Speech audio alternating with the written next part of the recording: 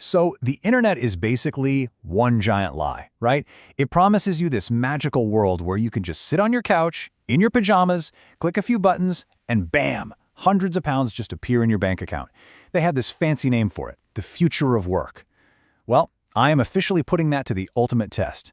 The mission is simple, but probably impossible. I'm going to try and make 200 pounds in just 30 days only by testing websites. Is this the secret to financial freedom? Or am I about to waste an entire month of my life for absolutely nothing? Let's find out. And hey, if you want to see me either succeed or, more likely, fail spectacularly, you're going to want to subscribe right now, hit that like button, and let me know in the comments what insane challenge I should try next. Okay, let's do this. You see, this is the kind of stuff they sell you on. You hear these grand, sweeping statements from tech visionaries talking about building a new reality, a new future. And it sounds incredible, doesn't it? I mean, who wouldn't want that? It makes it seem like we're all just one click away from living in some digital paradise where money just rains down from the cloud. But here's the thing. That's great. I love the vision. I really do. But while they're off building their new reality in some far-off futuristic city, my landlord is building a new reality where I am out on the street if I don't pay the rent on time. So the real question, the one that actually matters, is can all this talk about the future actually pay my bills, like today? Okay. So let's make this official. Let's set the stakes. The internet claims you can earn anywhere from 50 to 200 pounds a month doing this. So we're not aiming for the low end. No, we're going for the whole thing, the full 200 quid. That's the target. Just me, my laptop, and 30 days on the clock. The challenge is on. 200 pounds. That is the goal. That is the top of the mountain we're about to try and climb. For the next 30 days, this number is all that matters. Let's get started. So, here's the battle plan. And the experts online, they make it sound so incredibly simple. It's just 3 steps. Step 1, pick a few platforms and sign up. Step 2, do a little sample test to prove you're a real human. Step 3, sit back and wait for the invitations and the money to roll in.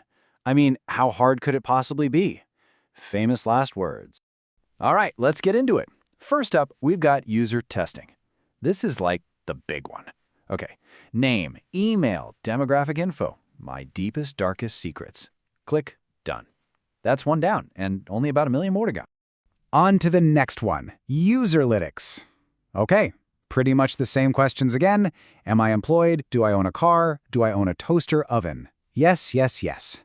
My entire existence is being boiled down to a series of checkboxes. The glamour of this side hustle it's overwhelming, really. A respondent. Okay, now my email inbox is officially a smoking crater filled with confirmation links and welcome messages. I think I've just sold my digital soul to about a dozen different market research firms. But hey, we do it for the content, right? For the mission. Testing time, user feel, try my UI. Look, I didn't just sign up for a few. No.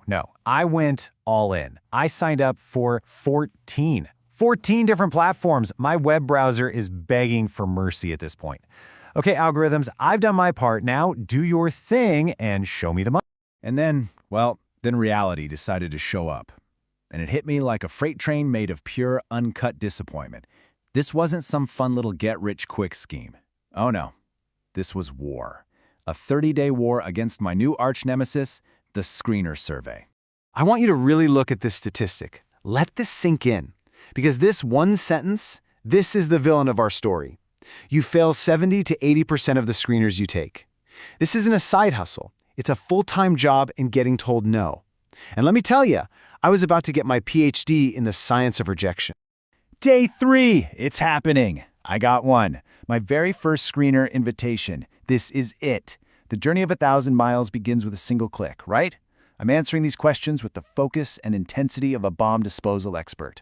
My finger hovers over the submit button, and here we go. Rejected, of course. Apparently, the demographic they were looking for was a professional scuba diver who also happens to own a parrot and lives in Antarctica. What? I'm arguably one of the most average human beings on the planet. How am I not the target demographic for something? Fine, whatever. Their loss. Oh, wait, another one? See, this is how they get you. They give you that little ping of hope, just enough to pull you back in. Okay, this one's for a mobile banking app. I have a phone. I have a bank account. I am literally the perfect candidate. Let's do this. Sorry, this test is already full. Are you kidding me? And this, my friends, This became my entire life. That little notification ping, yes, a new test. And I'm rejected. Ooh, another one. Maybe this time, nope, rejected again. It's like playing digital dodgeball, except you never get to throw, and you're just getting pelted in the face over and over and over again. Okay, deep breaths. We're halfway through the challenge. 15 days of pain, misery, and constant rejection. So, let's check the bank account. Time to see what all this suffering was for. Out of our 200-pound goal, I have earned, are you ready for this? 27 pounds and 30 pence. I have made more money finding loose change in my old jeans. This isn't just a disaster. This is a certified 5-alarm catastrophe. And just like that, the 30 days are up. The experiment is over. The dust is settled on the digital battlefield. So, after a month of grinding and getting my soul crushed, it's time for the final tally. Did I somehow stage the greatest comeback of all time, or is this the most epic failure in the history of side hustles? The moment of truth has finally arrived. So, after all that, after the 14 signups, the endless stream of emails, and an inbox that now looks like a rejection graveyard, did I actually make it? Did I hit that magic number of 200 pounds? But before I give you the final number, let's break down the experience, the good, the bad, and the ugly. And look, there were some pros. The few times the algorithm gods actually smiled upon me, the paper hour was pretty good. And, my commute was a grueling 10-second walk from my bed to my couch, so that's a plus. But the cons? Oh boy, the cons. It is insanely competitive, and the constant rejection, it genuinely starts to wear you down. It's soul-crushing. Okay, the moment you've all been waiting for. The grand finale. After 30 days of grinding, after 14 signups, after hundreds and hundreds of rejections, my grand total earnings for the month were £93 and 50 pence. That's it. I didn't even break 100 quid.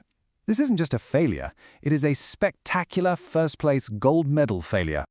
But here's the crazy part. I went and looked it up, and according to the data, my pathetic 93 quid for the month actually puts me right in the active tester category. So my spectacular failure is actually considered normal, which is kind of terrifying. To get to that professional tester level, you'd basically need to have your phone surgically grafted to your hand and respond to notifications instantly 24/7. No thank you. So let's bring this all back to where we started. Remember that grand vision, that new reality? The real future of work? After 30 days in the trenches, what's the actual verdict? I think this slide says it all, really. The promise versus the reality. They promise you can be your own boss, but the reality is your boss is just a faceless, ruthless algorithm that doesn't care if you have bills to pay. They promise flexible hours, which is just a fancy way of saying your income is completely unpredictable. It's a total lottery. So here's the bottom line. Can you make money testing websites? Yeah, you can. I made 93 quid. It's not zero. But is it the dream of financial freedom they're selling you? Absolutely not. Not even close. It's a grind. And it really makes you wonder, is this future of work just the same old rat race we've always had, but now you can do it from your couch in your underwear? I'll let you be the judge of that.